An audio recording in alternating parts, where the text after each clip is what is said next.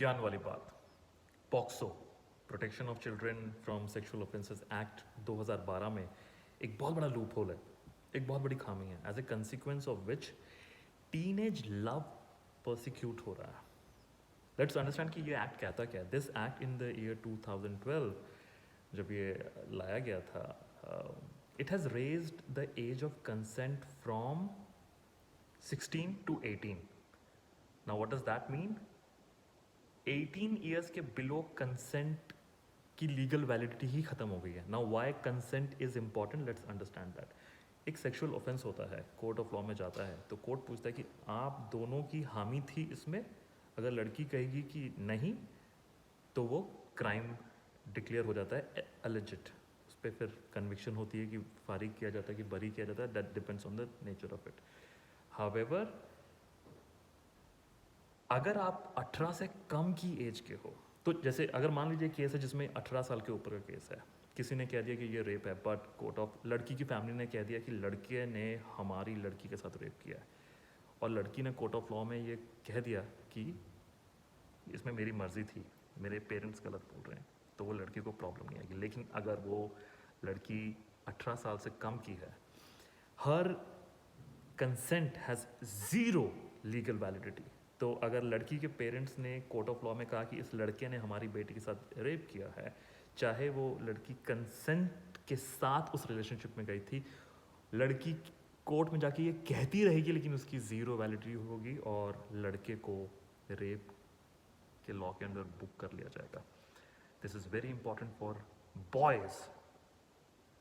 हम बहुत सारे जेंडर इक्वालिटी लॉज की बात करते हैं, हम वेमेन एम्पावरमेंट लॉज की बात करते हैं, लेकिन हमारे यहाँ एक ऐसा लॉ है जो कि 16 से 18 साल के लड़कों को, उससे बड़ों को भी, मान लीजिए लड़का 19 का है, ठीक है, लेकिन लड़की जब तक 18 से नीचे की है, the boy will be booked under rape. It is such an irony of Indian legal judiciary system and legislature जिसने ये लॉ फ्रेम किया है। अब ऐसे केस में a consensual relationship morphs into a case of statutory rape. That is the problem. इस law के against Delhi high court, Madras high court और ऐसे बहुत सारे कोर्ट्स ने अपील की है कि इसे बदला जाए, पर अभी भी इस पर काम नहीं हो रहा है। और हालात इतने ख़राब है कि almost half of the cases registered under POCSO pertains to this age group of 16 to 18. आप सोचिए।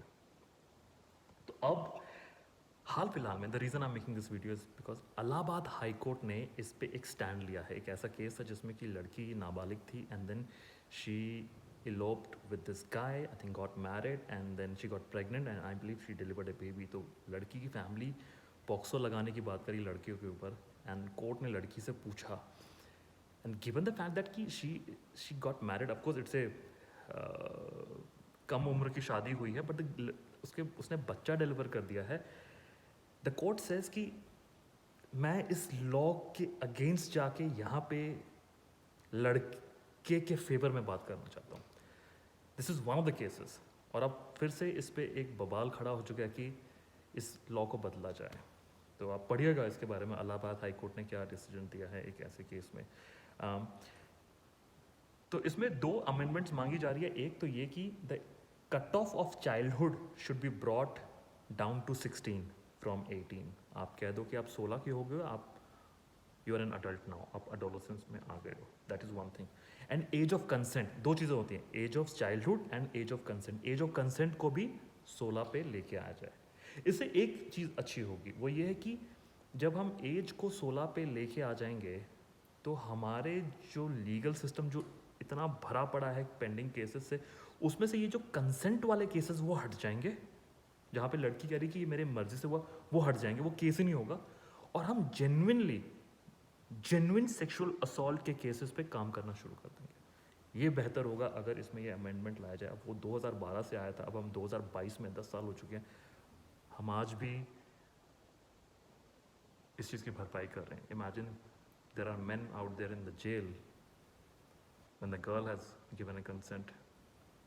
जब हम फेमिनिज्म की बातें करते हैं, जो कि अच्छी बात है, जब हम जेंडर इक्वालिटी की बातें करते हैं, then everyone fighting for women rights should also be fighting for the rights for men. Thank you. If you happen to like this video, you can like it, share it, बाकियों की knowledge के लिए, comment your views on it. Thank you, bye bye.